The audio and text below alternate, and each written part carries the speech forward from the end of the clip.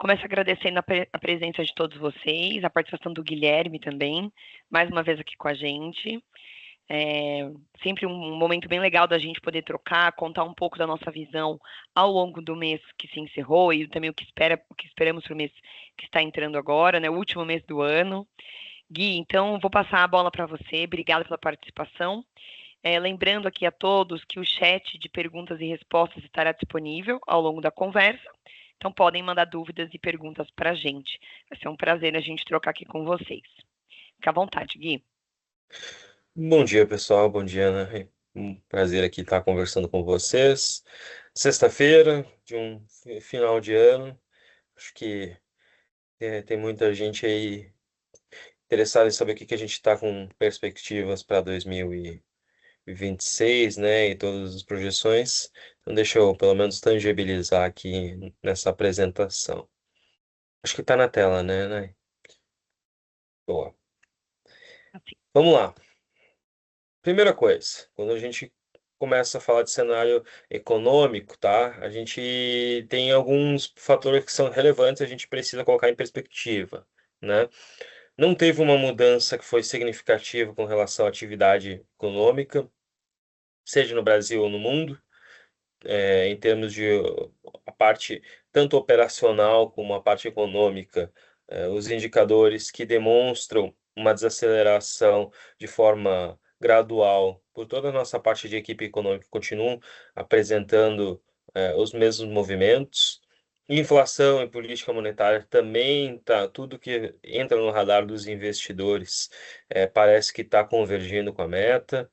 O fiscal e as eleições são o principal ponto que corrobora e que preocupa, e eu vou abordar um pouco mais aqui nessa nossa apresentação. Enquanto na parte global, a gente vê aí um corte de juros do Fed, que é algo que acaba descomprimindo preços e trazendo uma maior tranquilidade para os brasileiros, tá? Quando a gente começa a falar de cenário econômico, a gente precisa iniciar pelos juros nos Estados Unidos. Eu sempre comento, né? Tem uma expressão que diz que a única renda fixa do mundo é a americana, o resto tudo é spread. E se a gente tem nos Estados Unidos um juros alto, naturalmente isso tende a trazer uma maior pressão para os demais ativos. Já quando a renda fixa americana cai, e as perspectivas, segundo o mercado aqui, é que caia para 2,95, 3%, isso faz com que a gente tenha uma menor preocupação do mercado de uma forma generalizada com relação ao custo de dívidas e custo de negócios para se financiar. Então, essa redução dos juros que começou em setembro, outubro, a gente teve dois cortes de 25 bips, a gente deve ter agora, em dezembro, mais um corte, né? E na nossa perspectiva, e é um ponto relevante até tangenciar para vocês, né? Principalmente com relação à perspectiva para o ano que vem, onde o mercado acaba projetando uma queda ainda maior, e a gente acredita que essa queda vai ter uma pausa, né? A partir de março, abril, a gente tem mudanças do mandato aí do Jeremy Powell que sai e deve entrar um novo presidente, né? Junto com o fim do choque de inflação de bens nos Estados Unidos por causa do aumento das tarifas. Todos esses catalisadores fizeram com que a nossa equipe econômica dissesse que provavelmente a gente deve ter uma estabilização do corte de juros, né? Esperar o movimento ficar de forma mais gradual, diferentemente do que fez no Brasil, onde a gente saiu cortando juros em 2023 e depois voltou a subir. Os Estados Unidos eles têm feito isso de forma mais gradual, né? Então teve o primeiro corte quando estava mais de 5 para 4,5. Agora a gente está vendo esse corte que deve chegar, na nossa visão aí, em 13,25 para o final do ano, né? Sem alguns cortes relevantes em março e abril. Esse é o nosso timeline, né? E esse timeline é explicado muito por causa da inflação, que segue resiliente de forma generalizada na economia. É importante a gente sempre ter isso em mãos, até porque acaba sendo um dos mandatos do Banco Central. Entretanto, a taxa de desemprego, que está em pleno emprego nos Estados Unidos, né, sempre abaixo de 5, 6, 7, depende do nível, mas na margem, pleno emprego é considerado quando os Estados Unidos estão com a economia bastante resiliente. E eles demonstram que está piorando. O número de vagas de trabalho da ADP e diversos outros catalisadores demonstram o enfraquecimento econômico e, consequentemente, o Banco Central fica preocupado e busca reduzir os juros a fim de evitar um problema. Lembrando que o corte de juros ele tem um tempo até começar a ter os efeitos na economia, né? É um lag, uma defasagem, e essa defasagem ela acontece quando você faz o corte de juros entre 6 meses a 8 meses, depende do período, tá? Então, preocupação com a taxa de desemprego, um dos mandatos, porém, inflação resiliente. Isso está permeando um pouco a nossa projeção, onde a gente vê aqui para esse ano 13,75, né, de juros dos Estados Unidos, para vindo para 13,25, tá? O cenário baixista, negativo, seria os juros caindo para 2,5, mas para isso acontecer, a gente precisa ter uma inflação abaixo de 2,5 também. E não é o cenário que a gente vê atual, onde assim, a inflação, por mais que a gente tenha uma redução do choque de bens, ela permanece resiliente em próxima a 3%. Então, a margem de manobra do Banco Central ela é menor para poder fazer esses cortes de juros, tá certo? O que é algo que é relevante. Porém, a gente também não vê um aumento, uma preocupação de aumento de juros, que a inflação, para isso, ela teria que subir mais de 4, 4,5, o desemprego teria que melhorar, né? O que a gente também não tem nos nossos principais catalisadores. Então, o cenário base 13,25, só que com cortes a partir de junho a setembro do próximo ano. Quando a gente vem de cenário internacional, um player que é importante a gente salientar é a China. É um player que a gente tem aqui bastante conhecimento, tem uma economista dedicada e que tem bastante experiência com esse mercado. A gente tem os ETFs, né, de China. Recentemente lançamos também um ETF lá na China com relação ao mercado brasileiro. E essa troca de informações acaba sendo relevante porque nos ajuda a ver o cenário global da segunda maior economia, do segundo maior player que a gente tem aí disponível. E o que a gente vê lá é uma demanda externa que tem crescido significativamente, em contraste com a desaceleração interna, e pelo menos isso tem voltado a fazer o país crescer. Óbvio que teve uma grande continuidade, uma grande continuidade de easing, né, que a gente chama, que seria principalmente ajudar o mercado e a economia com estímulos monetários, e isso fez com que ela voltasse a crescer. A gente vê esse ano chegando a próximo a 5%, e para os próximos anos provavelmente ficando acima de 4,5%, né?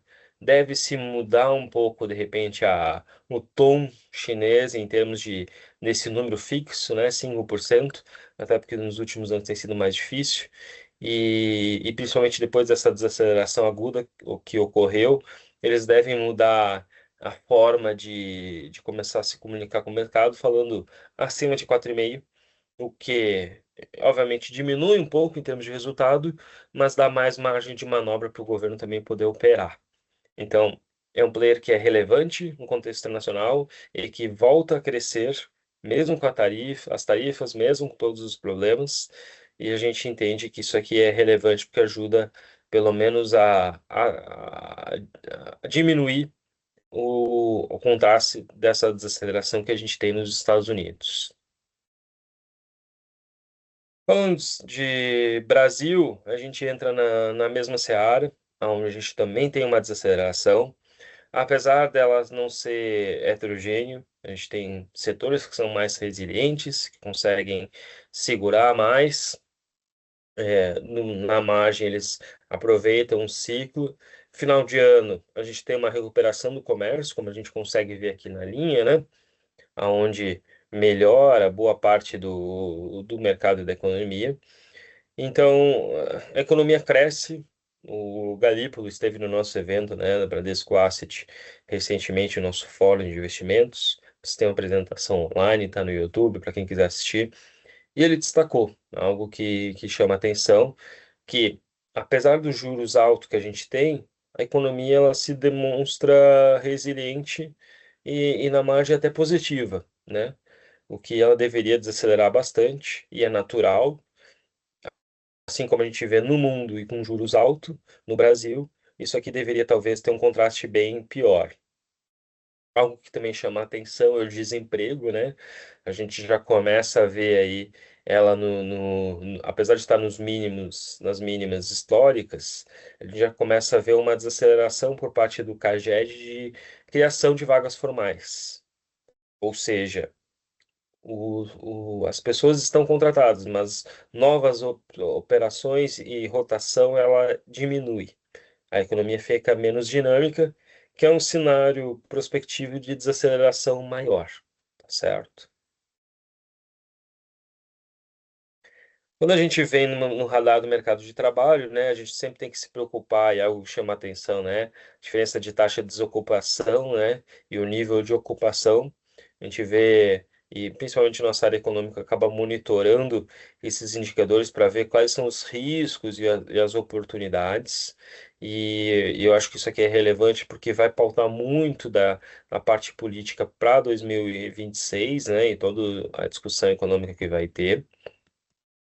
Mas, apesar dessa mudança, acho que o que chama bastante atenção, né, é com relação ao crescimento do PIB para 2026, onde a gente tem uma perspectiva de crescimento, é na margem menor do que desse ano, né, cai de 2,1 para 1,8, mas com essa desaceleração, ainda assim ela vem pautada num crescimento muito do primeiro trimestre de 2026, tá? O que que acontece? A gente vai ter diversos estímulos monetários que vão fazer, né? Então começa com corte de juros, segundo, um aumento de crédito imobiliário, né? Terceiro, uma maior renda disponível por parte dos participantes, e o governo tentando a reeleição, tentando fazer com que a máquina pública trabalhe em alguns benefícios para tentar ajudar com relação à votação e todas as preocupações, né? Então, a gente tem um crescimento para 2026 menor, muito pautado para o primeiro trimestre, mas que deve fazer com que o mercado é, na margem consiga melhorar e a gente consiga ver uma continuação do crescimento, mesmo nesse cenário mais incerto, né? Dito isso, a gente tem então desaceleração do crescimento e desaceleração da inflação. A inflação corrente, né, que tem como principal driver aí o fechamento dos juros em 2026, ela está em 4,9, desacelerando, deve convergir para a meta nesse ano, e a gente acredita que isso vai chegar pelo menos muito próximo. E não só no acumulado, como a média móvel demonstram essa desaceleração. O que o Galípolo mesmo falou no evento é que ela talvez não caia na velocidade que o Banco Central gostaria, mas ainda assim ela está convergindo, o que demonstra aí não só a questão dos dados de crescimento que desacelerando, então acaba conversando, né, convergindo os dois, mas também uma efetividade da taxa de juros, né? No qualitativo, a gente está positivo, vê o núcleo melhorando, né? Algumas coisas são um pouco mais resilientes, né? Então, serviços, a gente tem, né? Serviços internos, mão de obra que continua crescendo. Alimentação é algo que chama bastante atenção, porque se a gente começa a excluir um pouco desses dados, a gente teria ela com certeza muito mais próxima da meta.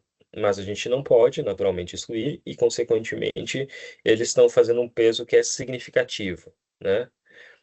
Na nossa visão, a gente acha que talvez, para que isso convergisse um pouco mais para a meta, precisaria que os juros ficassem por um período prolongado, né? Ou seja, a gente precisaria ficar com juros por mais tempo, mas a gente já começa a ver algumas coisas que explicam que os juros devem cair, né?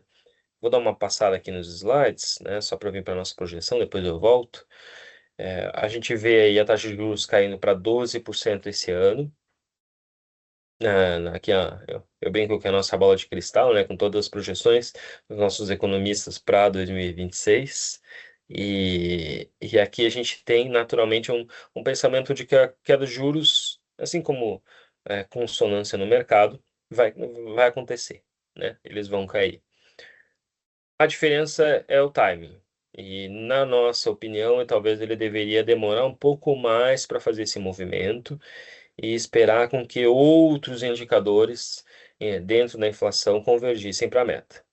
Porém, como a gente viu, seja na ata do Copom, seja nos discursos, né, dos diretores do BC, a gente acredita que provavelmente esse movimento já deve começar em janeiro, por mais que a gente tenha uma opinião esperando um pouco mais para março, porque, obviamente, é que eles que têm o poder de decisão da política monetária deveriam ter já feito, segundo, né, o governo anteriormente. Eu acho que isso foi impactante, ajudou nas expectativas, né, do mercado de ver que o Banco Central está realmente com o objetivo de colocar a inflação dentro da meta, né, mesmo com a economia crescendo. E por mais que tenha essa desaceleração do crescimento, a gente também tem desaceleração da inflação, então pode-se cortar os juros de forma mais gradual. Então, a gente tinha um view anteriormente, para quem viu a nossa apresentação no mês passado, de uma queda de juros de 0,5 pontos em março, e a gente antecipou aí para 0,25 em janeiro, tá? Se o lado econômico continua melhorando, a inflação continua melhorando, algo que chama a atenção aqui é os dados que esse ano a gente vai ter em 2026, né? Eu estou convergindo para o ano que vem. A gente deve ter Laninha, que é um fator relevante que impacta o preço dos alimentos. Como vocês podem ver no histórico aqui, na maioria das vezes fez os preços subirem, dos alimentos, que é um produto da inflação que tem se mostrado até resiliente. Apesar dos preços estarem subindo para o consumidor, o preço da commodity está baixo. Então, para o ano que vem, a gente tem talvez uma volta desses preços das commodities e principalmente um efeito de La Niña que já historicamente demonstra ser positivo. Então, é um risco altista para a inflação que a gente se preocupa, né? Outro risco que também acende uma luz amarela, né, é a deterioração das contas correntes. A nossa moeda, o real, se valorizou no mundo onde todas as moedas têm se valorizado, mas com uma piora das nossas transações, a gente consequentemente também vê como isso como um sinal que poderia ajudar a inflação, mas talvez não ajude tanto enquanto a gente ficar com essa balança mais desfavorável, tá? Então são todos riscos altistas que a gente vê para o IPCA. Em termos de eleições, aqui eu vou chover no molhado, né? A expressão para dizer que não temos muitas informações diferentes do que a maioria do mercado tem. O que historicamente a gente vê, né? Em períodos de baixa popularidade ou aprovação, naturalmente alguns candidatos têm maior dificuldade para conseguir a reeleição. A gente vê o Lula com uma aprovação que retomou o crescimento. O provável competidor, né, que seria Tarcísio aí vindo, mas ainda assim ele teria um cenário um pouco mais difícil na nossa projeção. E assim como no Brasil sempre acontece, né, um placar apertado, 50-50, 49-51, 55-45 num movimento mais agudo. A gente aqui não acredita que tenha nenhuma previsão muito diferente do mercado. Acho que ainda os dados são incipientes. A gente ainda tem que ver. Se fala às vezes até do Tarcísio talvez não entrar nessa competição, o Lula também, se não teria um substituto. Então, isso aqui a gente acha que é um catalisador que ainda pode fazer preço no mercado, por mais que a gente veja a bolsa em alta, por mais que a gente veja muitos indicadores positivos, isso aqui a gente acha que ainda não foi incorporado tanto pelo mercado para 2026, que ainda pode fazer com que a gente veja as coisas mexendo no próximo ano. Por fim, acho que o último indicador que é bastante relevante, que a gente tem que acompanhar, é os dados dos dados fiscais, o crescimento que a gente tem na nossa dívida PIB, que continua expressivo e não tem nenhuma melhora significativa. A gente vê isso aqui como um dos principais catalisadores que explicam por que que os nossos juros estão mais altos, né? Na parte intermediária e longa da curva de juros. O risco, que é fiscal, ele não parece ter atenuado, desculpa, melhorado, pelo contrário, ele foi até atenuado, né? Diversas medidas fiscais, despesas que vão ter aí para o próximo ano, em período eleitoral, eles assim, está sendo tentado buscar outras fontes de renda, ao invés de corte de gastos do governo, e na margem isso é ruim para a economia, porque as empresas, e quem acaba sendo taxado, cresce menos, enquanto o governo não reduz gastos e, consequentemente, faz com que esse déficit primário, né, possa chegar aí próximo a 1% do PIB, tá? É um catalisador que é relevante. Quando a gente vê aqui nas nossas projeções, apesar de uma melhora significativa nos dados de inflação, possibilidade aí de corte de juros, PIB, por mais que esteja desacelerando, ainda crescendo, todos os catalisadores são positivos. No lado negativo, a gente vê a dívida PIB em trajetória ascendente, e a gente tem revisitado isso mensalmente e visto uma deterioração gradual, tá? Então é algo que é relevante, a gente precisa cuidar porque acaba entrando no balanço de risco para o próximo ano.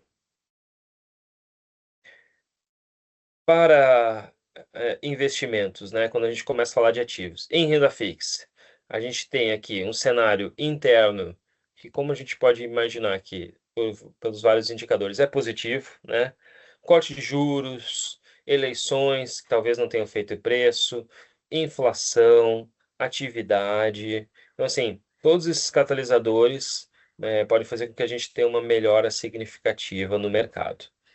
Por outro lado, o nosso fiscal ainda é algo que é relevante, que preocupa.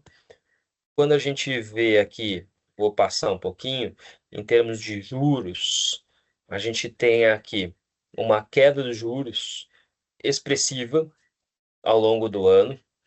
Em 2017, desculpa, em 2026, né?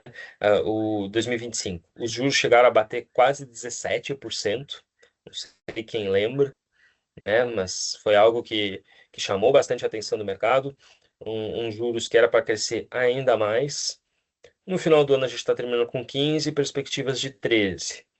Então, só essa queda dos juros, que aqui dá entre 200, 300, às vezes até 350 bips, né? 13,5%. Só essa descompressão de juros, de um juros que era muito alto, que continua alto, mas menos alto do que anteriormente, fez com que o mercado andasse bastante em 2025, né? Pré-fixados dando mais de 13, 17, 20%, inflação 12, 13, 14 e bolsa 32%. Na nossa visão, a gente não teve nenhuma melhora estrutural significativa que fizesse com que o mercado apresentasse essa rentabilidade tão expressiva. A não ser, e aí é um ponto relevante, a descompressão de juros, né? Então, os juros que eram muito altos, expectativa, de repente a gente tem uma melhora desse cenário, os juros caindo para 13, 14% dos juros futuros. Isso fez com que todos os ativos de risco premiassem quem tomou essa decisão, né? Então, acho que foi um ano positivo no geral, mas ainda a gente continua com juros de longo prazo excessivo, tá? Quando a gente fala de um juros real, esse aqui, talvez aqui tenha tido menor movimento, né? Por mais que no ano ele tenha até ficado em taxas um pouco maiores, mas ainda assim, a gente não vê nos vértices mais longos os juros caíram tanto, a taxa real, né? Lembrando que isso aqui é inflação, mas juros reais, né? Então, juros ainda de 7% para a média histórica é bem alto, e a gente acha que aqui ainda tem um prêmio significativo. Conforme a inflação vai convergindo para a meta, aqui a gente tem oportunidades boas para o mercado, e explica também um pouco do nosso posicionamento, né? Onde a gente tem aqui tomado aproximadamente 40% do de risco, né? É um nível médio. A gente já teve períodos do ano que a gente tomou mais risco, mas ainda assim, e a gente entende que pelo cenário econômico, esses ativos, seja as NTNBs aqui, longas, seja operações mais táticas, a gente pode fazer e aproveitar aí para beneficiar os nossos cotistas com relação aos resultados, tá? Vindo para crédito privado, e aí é um ponto que muita gente trabalha aqui, a gente tem os nossos fundos com os parceiros, a Bradesco Asset do 1 trilhão de recursos que a gente tem sob gestão, um mandato fiduciário extremamente relevante. O crédito privado representa aí quase 50%, 47% na nossa mesa. É a nossa expertise, é onde a gente entende que a gente consegue gerar mais valor. E a gente entende que é ainda mais relevante a gente ter cuidado com os spreads hoje de crédito e com os ativos de crédito, porque as taxas elas estão bem apertadas, né? Amassadas, como vocês quiserem utilizar com expressão. A gente tem rodado aí uns juros pelo IDA, né, que é o índice de debêntures, próximo a 40. Quando a gente normaliza, que a gente chama, né, que é retirando outliers, ativos que pagam mais que 3%, a gente tem rodado próximo a 1%. Então, hoje, para a gente comprar crédito, comparado com o início do ano, comparado com os anos anteriores, a gente tem uma remuneração muito menor. A mesma coisa com ativos bancários, letras financeiras. A gente teve poucas emissões aí ao longo do ano, no último mês menos ainda, e com taxas bem amassadas, né? Eu acho que é natural a gente ver aí uma correção. Ela aconteceu no último mês, né? E nos últimos 2 meses a gente teve aí uma abertura dos spreads, o que explica um pouco da nossa performance no mês passado que não foi tão boa. A gente, ao longo do ano, está com uma foto muito positiva. O crédito privado tem retornado bem acima do mercado e dos outros indicadores, com uma vol muito baixa. Nossos fundos, vocês vão ver depois, a Nai vai apresentar os materiais, tem performado no ano positivamente e com resultados bem acima do CDI. Mas é natural que a gente tenha uma correção e o mercado de crédito também volta. E depois desse fechamento expressivo de taxas, a gente tem aí meses de um pouco mais apreensão. A gente entende que é importante a gente continuar com a cautela e a seletividade na hora de escolher os ativos, porque agora o prêmio ficou bem menor. E o mercado, gente, ele tem balançado, tá? Quando a gente vê aqui alguns nomes, Ambipar, Braskem, Elfa, Oncoclínicas, eles chegaram no início do ano a estar um preço do par, né, do preço da debênture, e hoje 60%, 20%, 80% menor do que estava no início do ano.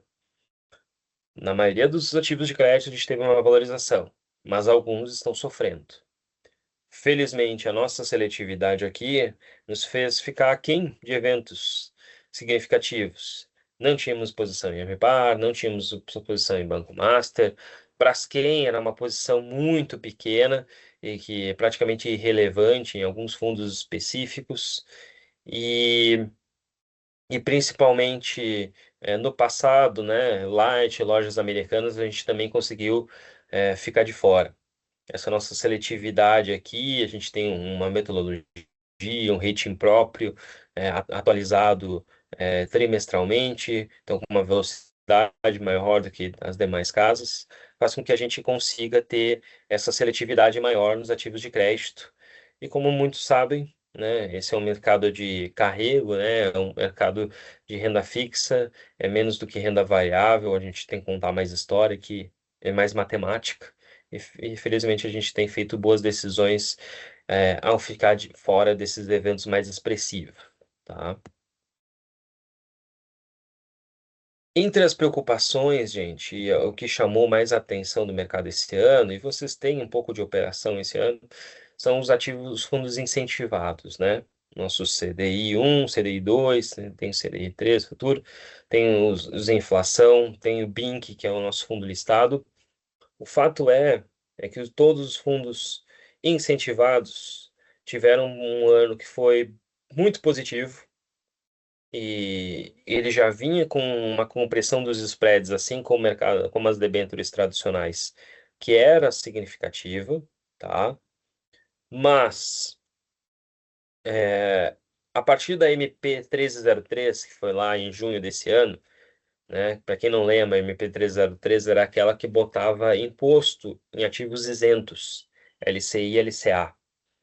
Logo que veio essa MP, a gente teve uma compressão ainda maior dos spreads nos ativos incentivados, fazendo com que muitos, inclusive, tivessem um carrego negativo sobre a NTNB, remunerassem NTNB menos 0,5%, por exemplo.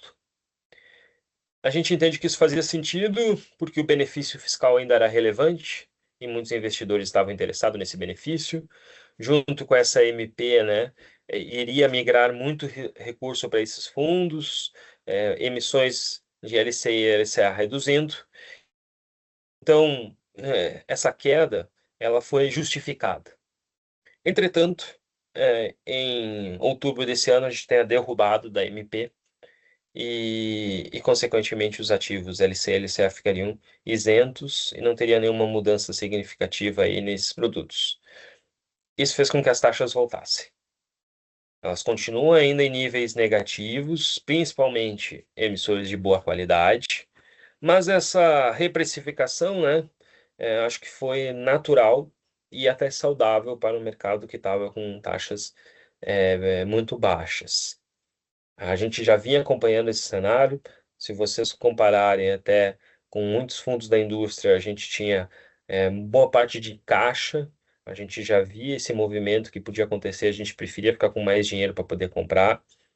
E essa volta, que foi mais significativa nos ativos incentivados, acabou contaminando também as debêntures tradicionais. Então, o mercado voltou, os juros, os spreads voltaram, tá? E a gente acha que faz sentido, aqui em maior magnitude, nas debêntures em menor magnitude, e é normal a gente ter essa reprecificação, ela é até saudável. Não invalida a operação, pelo contrário, agora até com taxação de dividendos, a gente começa a ver novamente um fluxo vindo também para esses produtos isentos, e voltando uma busca por esse tipo de oportunidade. O investidor ainda gosta, e no carrego atual começa a fazer bem mais sentido ele voltar para essa classe de produtos também, né? Então, a gente entende que faz sentido essa volta, ainda mais pelo benefício fiscal, né?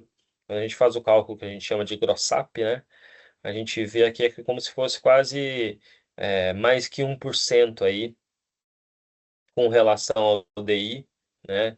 Ou 2% aqui a gente coloca grossapado contra os fundos tradicionais, mas é um benefício que ainda chama bastante a atenção do mercado e a gente tem tentado aí fomentar cada vez mais com os investidores para eles entenderem o benefício que a gente tem nessa classe, né? Ok, Perfeito. E Guilherme. Oi. deixa eu até te fazer uma interrupção aqui, Uhum, porque tivemos uma pergunta e acho que faz bastante sentido a gente já trazer ela agora, tá? tá Ah, bom. os spreads estão baixos. Vocês comentaram sobre o aumento dos spreads dos incentivados após a MP 303 cair. A Uhum. pergunta é: temos alguma possibilidade de prever um aumento dos spreads dos demais ativos? O que Uhum. pode gerar esse aumento dos spreads e qual seria o impacto nos fundos quando esse aumento acontecer? Se você quiser, a gente pode até ir faseando aqui as respostas, fica à vontade aí. Perfeito.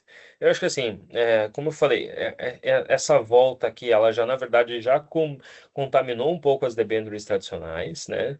E poderia ainda mais voltar, apesar dessa volta aqui ter sido já significativa, né?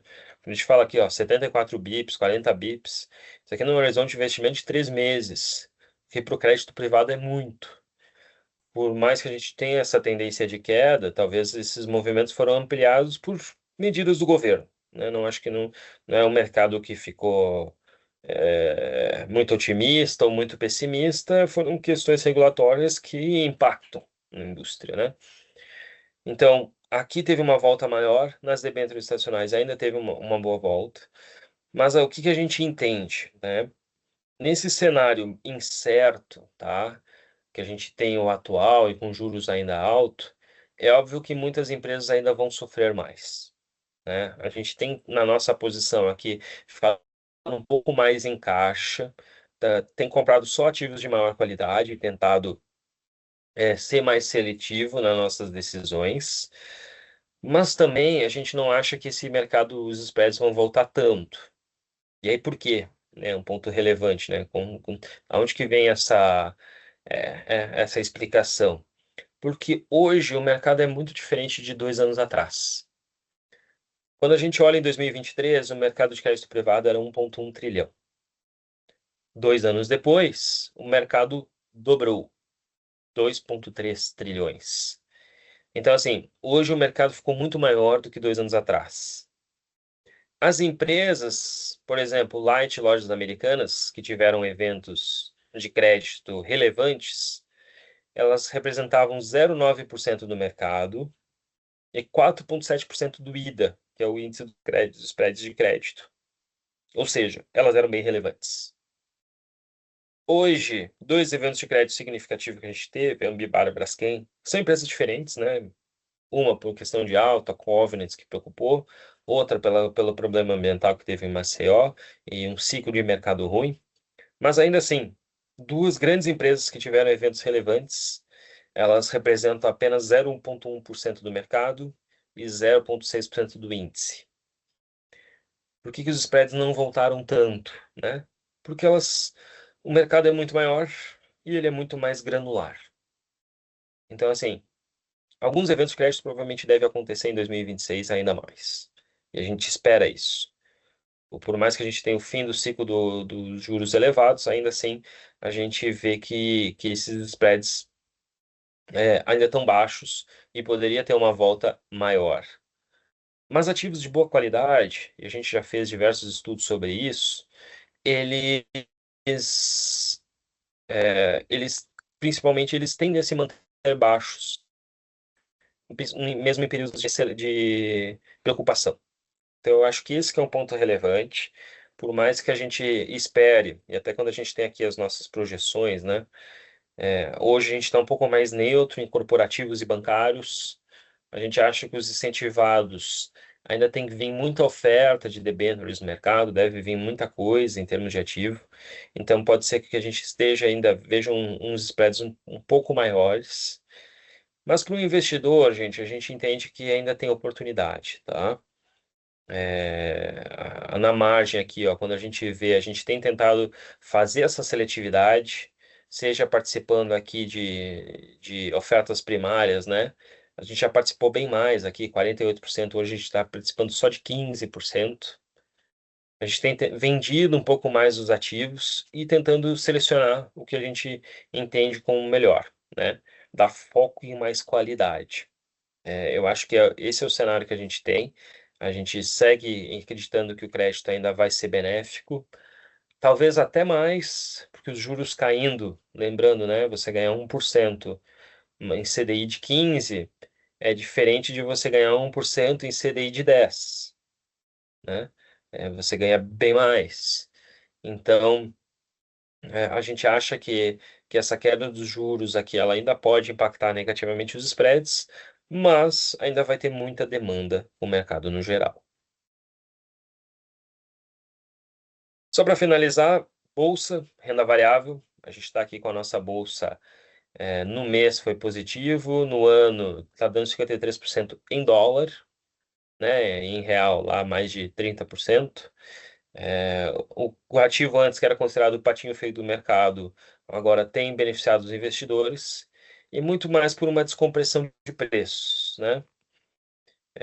A gente tem vários indicadores aqui, por exemplo, small cap só dando 35%, enquanto o Ibovespa deu 32%, né? Setores aqui, educação andando um pouco mais, o próprio bancário, que é relevante, aqui também andando mais de 60%, então ajuda a fazer com que o Ibovespa se valorize. Por outro lado, commodities, né? Energia, papel e celulose, mineração, é o que está fazendo que o mercado não ande tanto. A gente acha que faz sentido, né? Mas tem uma defasagem, né? Por exemplo, small caps, elas estão bem abaixo aí com relação ao Ibovespa e não andaram tanto, né? Quando a gente faz a relação até com a NTNB até já também acelerou, o mercado tem voltado a andar, e small caps era para ter uma melhora significativa, não aconteceu tanto, né? A gente tem cenários positivos e negativos no cenário interno e cenário externo. Aqui eu também não vou falar tanto, até porque a gente tinha comentado anteriormente. Eleições, na nossa visão, é um grande catalisador que pode fazer com que o mercado ande bastante. E muita gente aqui pergunta principalmente quais são os nossos setores, né? E o que a gente tem priorizado. Os nossos parceiros, a gente tem aí o Maple, nossos fundos, que buscam aí empresas de valor. E a gente segue otimista, principalmente com o setor de utilities, setor imobiliário, financeiro e concessões, onde a gente entende que, principalmente num período eleitoral como o ano que vem, a gente acha que essas empresas aí têm um valor maior, tá? A gente consegue se beneficiar. Varejo, que faz parte dos small caps, apesar de estar descontado ainda, deve sofrer um pouco mais, porque o movimento dos juros deve ser gradual e não intenso. Mas ainda assim, a gente tem uma bolsa barata em relação à média histórica. Isso aqui é relevante falar, né? Porque a gente, pô, parece aqui que a bolsa está voltando à média, mas a gente está vendo aqui a média dela. Se a gente pegar os últimos 5 anos, foi uma média mais baixa. Em períodos de maior otimismo do mercado, a gente já chegou a ver a bolsa rodando a 12, 13, 15%, e a nossa média seria maior. Então, eu acho que essa média atual que ela está um pouco mais contaminada por um período negativo. Mas a gente vê ainda a bolsa como barata, com possibilidade, ainda mais nesse cenário onde não teve uma mudança tão grande de fundamentos, nem de governo, nem de expectativas, mas que ela poderia se beneficiar bastante para o próximo ano, né? E quando a gente vê em termos de múltiplos, né, ela, apesar de ter subido bastante, ela ainda continua negociando a múltiplos, por exemplo, né, que é fluxo de caixa, earnings yield, ainda bem altos, né, falando de 10% aqui, earnings yield ou dividendo de 6% ainda é alto com relação à média, e ele é tão positivo que o fluxo gringo tem voltado, né? Diferentemente do fluxo institucional, isso chama a atenção. O investidor brasileiro ainda parece estar um pouco às margens, menos interessado, a captação de fundos ainda não acelerou da forma que um mercado de 30% deveria acelerar. E a gente vê como um crescimento maior por parte do estrangeiro que tem comprado e feito os ativos aí crescerem bastante, tá? Então, a gente segue otimista em termos de renda variável, e felizmente o setor, o investidor estrangeiro, né, e o setor externo tem corroborado para que a gente tenha uma melhora ainda maior. Em termos de apresentação era isso, né? Aqui a gente só fala aqui que a bolsa americana, apesar de no múltiplo ela estar mais elevada, tirando as Big Sete aqui, ela está até próxima da média, então esse aqui não deveria ser um catalisador negativo para a renda variável, né? E eu vou deixar aqui para a Nai para ela falar sobre a nossa comunidade, sobre os nossos fundos, e tudo Perfeito. que vocês têm de acesso. Obrigada, Gui. Inclusive, eu vou colocar uma outra apresentação aqui na tela, que são os nossos materiais dos fundos. O acesso à comunidade que o Gui comentou está no chat. Caso vocês queiram participar, é uma comunidade no WhatsApp onde a gente tanto compartilha os materiais comerciais com recorrência mensal para vocês. Também compartilho convite do webinar, outros eventos que a gente passa avisos por lá, então fiquem à vontade. Eu vou pegar o gancho para falar um pouquinho, inicialmente, sobre, deixa eu pegar para vocês aqui, sobre o fundo de renda variável que o Guilherme encerrou aqui a apresentação falando de RV, né, de Equity, e comentou do Maple. É um fundo que a gente já apresentou para vocês aqui ao longo dos últimos conteúdos que a gente fez de webinar. O Bradesco Maple é um produto que a gente lançou para o mercado oficialmente ali em meados de setembro, mas ele já tem um histórico de pouco mais de 18 meses, algo na casa de 20, 22 meses de histórico, e é um produto que hoje só está disponível na plataforma do BTG, para os assessores e também para os consultores plugados a eles, ou dentro do Bradesco, tá? Dentro dos canais de distribuição do Bradesco. É um produto que, como o Gui explicou, é um produto que foca numa gestão voltada para valor. Então, ele é um long only, voltado para valor. E o que eu queria destacar do produto, né, sem me alongar muito nele, é ao longo dos últimos 23 anos de história da Asset, né, a gente tem produto de renda variável que tem 22 anos de cota, é bastante coisa. A gente aprendeu muito e conseguiu chegar num modelo de gestão para o long only, no estilo do Maple, muito calibrado. Então a gente tem brincado, né, aqui dentro falando que o Maple, ele é fruto de toda a lapidação e aprendizado que a gente teve nos últimos 20 e poucos anos de gestão, e a gente tem trazido esse produto para vocês. Então ele é um produto mais concentrado, como diz aqui no material dele, composto por aproximadamente até 20 posições, ou seja, até 20 nomes no portfólio. E é um produto que está performando muito bem desde o início do fundo, ele está com retorno de Ibovespa mais 13, tá? 12 meses Ibovespa mais 14,5, no ano Ibovespa mais 17,4. Então, um produto que a gente fez muita lição de casa, incubou o produto, incubou a estratégia, e agora em setembro, quando ele já tinha uns 18 meses, a gente trouxe ao mercado. É um produto que acho que eu quero deixar no radar de vocês, fazer o convite para vocês continuarem acompanhando o produto, até porque a gente sabe que um timing do ano que vem, com eleições, enfim, tudo que foi discutido aqui pelo Gui, pode ser um ano muito propício para a Bolsa e poderia ser um produto assertivo de vocês terem no portfólio. Para quem ainda nunca viu esse material que eu estou apresentando, ele é nosso paper, é um one page que a gente faz para vocês, e a gente sempre coloca aqui também atribuição de performance, setores, principais posições e um comentário da gestão no final. Então, depois do webinar, eu vou encaminhar para o nosso mailing list e também na comunidade. Caso alguém aqui não receba e queira o material, pode me chamar também, tá? Seguindo aqui para os produtos que é de padrão, a gente já falar um pouco. Temos o Bradesco Bancos 2, que ele tem rodado em linha com a taxa de carregamento do fundo, tá? É um produto que a gente tem um conservadorismo muito grande no perfil de banco que a gente aloca aqui dentro. A gente normalmente trabalha com bancos grandes, alguns bancos médios que passem no nosso crivo, mas que também tenham volume e capacidade de agregar no nosso portfólio, porque, de novo, a gente é uma casa que tem quase R$500 bilhão sob gestão em crédito, então a gente não pode colocar, a gente tem como máxima, né, não colocar pimentinha onde não deve, nem recursos de clientes em fundos mais conservadores em algo mais agressivo, entre aspas, vamos dizer assim, tá? Então, um produto que vem rodando em linha, reforçando, é um produto que faz muito sentido para clientes pessoa jurídica, tem um apelo muito grande, além de ser um fundo D0, tá? Eu falo muito mais de CNPJ porque ele tem um mínimo de entrada de 500 mil, o que às vezes pode ser restritivo para algumas pessoas físicas, tá? Deixa eu ver se temos algum destaque de compra aqui do papel. Na verdade, o destaque de papéis, de ativos que a gente teve aqui foram as letras financeiras subordinadas e sêniores de grandes bancos, BTG, Santander e Bradesco como destaque. A gente sempre deixa destacado aqui no comentário da gestão para vocês, tá? Seguindo, eu vou falar aqui sobre deixa eu só virar um negócio na minha frente aqui, pronto. O Bradesco Zupo, que é um produto que é bem queridinho pelos nossos alocadores de plataformas, né, os consultores também. Eu brinco que o apelido dele virou queridinho, porque ele é um fundo que ele faz uma mescla muito bacana entre o crédito corporativo, o bancário, FDICs também, tá? Aqui eu já vou ter uma parcela de fundo estruturado, deixa eu mostrar aqui para vocês, nesse percentual de alocação aqui de baixo. Então, a gente tem uma quebra e uma mescla bem balanceada.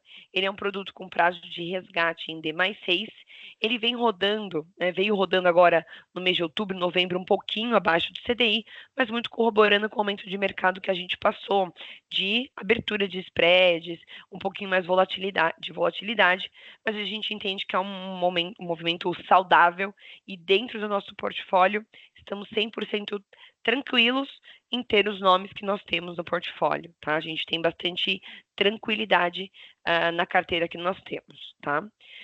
Sempre perguntam, né, e gostam de saber um pouquinho sobre se teve algum papel que machucou um pouco mais a carteira ou algo do tipo, e eu trago aqui como destaque que foi mais detrator para o portfólio, os papéis de Boticário, Hapvida e Semi-Hospitalar. Então, alguns papéis acabam tendo uma abertura maior de spread, machuca um pouco na marcação a mercado, para vocês saberem quais são eles. A gente sempre deixa aqui no comentário da gestão também. Por fim, não menos importante, do produto que eu vou comentar aqui com vocês hoje é o Bradesco Debêntures Incentivada CDI, que é o nosso fundo redeado de ativos isentos, tá? Lembrando que este fundo nosso ainda está naquele prazo de enquadramento do portfólio, porque dentro da regra, né, dentro do regulamento do fundo, a gente tem, depois de aproximadamente 2 anos de criação do fundo, ter que alocar 85% do portfólio em ativos isentos. O fundo ainda está nesse processo. O que ajuda, no que o Guilherme comentou aqui, de estarmos com muito mais caixa, para a gente poder comprar os ativos no momento que a gente entender que faça sentido. E o ideal também é no melhor relação de risco-retorno, porque preço importa, né? O nível de spread que a gente está colocando no portfólio importa, junto com a qualidade do ativo, tá?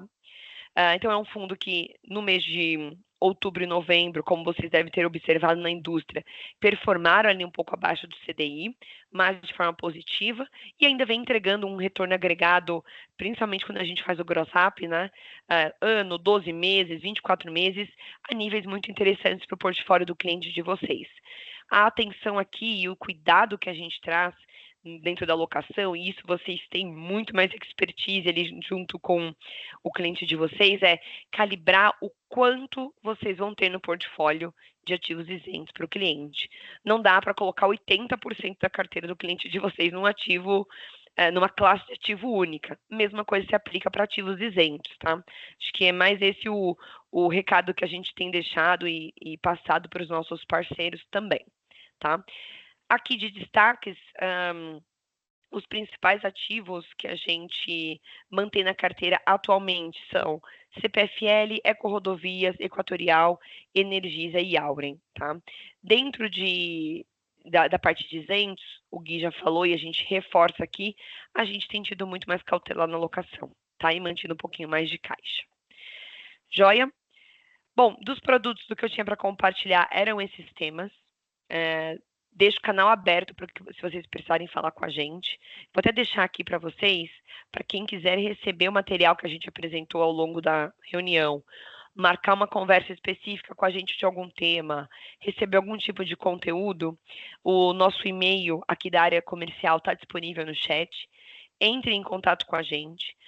É parte do meu trabalho e do Gui também, estar próximo de vocês, suportar vocês nos temas que vocês têm alguma dúvida ou não tenham clareza em algo do nosso produto. Obrigada por estarem com a gente aqui mais um ano, já fazendo um agradecimento de encerramento, né, para este ano. Obrigada pela confiança em mais um ano. Contem com a gente também para o ano que vem. Se tiverem pontos que vocês queiram discutir, algo ali também no início do ano, canal aberto. Agradeço demais a participação de todos e também do Gui, que ajudou a gente bastante aqui ao longo deste ano nos webinários, tá bom? Obrigada a todos, obrigada também, Gui. Obrigado, né? Prazer aí estar com vocês em 2025 e esperamos aí em 2026 num ano tão bom quanto esse ano, até melhor. Exatamente, Gui. Obrigada, viu, gente? Tchau, tchau. Boas festas a todos. Boas festas.